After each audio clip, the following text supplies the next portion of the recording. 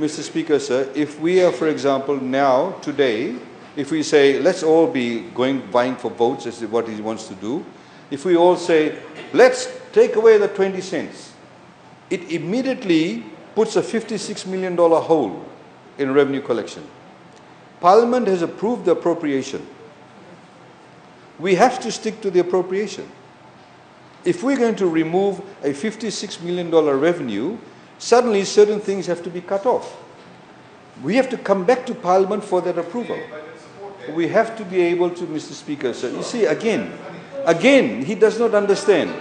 If he reads the, Mr. Speaker, sir, if I could please try and educate you again, Mr. Speaker, sir, if he reads the budget documents, he would see that Mr. Speaker, sir, in the budget, we had actually forecasted budget support because we had discussions with our development partners. There are many countries that are in far worse trouble than we are, to which Australia and New Zealand give assistance to, and other countries, but they have not given them budget support. That's the point. He thinks that budget support comes along. He knows that. He is being intellectually disingenuous. He knows that. Budget support is never given unless you meet certain criteria. This is why it has never been given to Fiji before. That's the point. Normally, when governments did not meet the financial criteria and the management skill sets, etc., and the laws, they would give funding directly for a particular project. They don't send it through a budget. That's the difference. He knows that. He's misleading Parliament.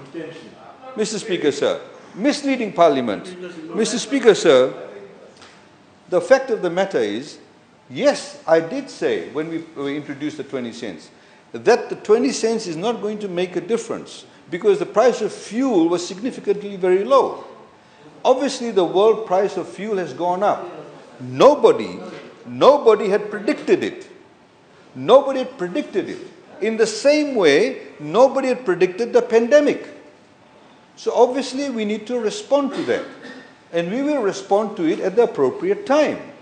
As I also said when we presented the budget for this year's budget, is that if there is a need, we will do a revision of the budget. We are now seeing tourists. They don't want tourists to come.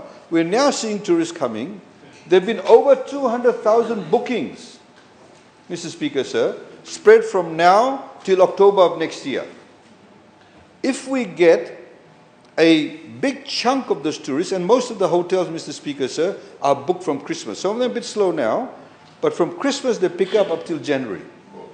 If we have that number of tourists coming in, obviously our revenue will increase. We will go beyond what we had budgeted as revenue. So from that perspective, it gives us a surplus. When you have a surplus, then you have a lot more room for maneuvering. When you're able to maneuver, you can be able to say, okay, this thing is now a bit expensive, we can reduce that. Or this is somewhere else that we can direct the money to. We will have to come back to Parliament for that. And that's what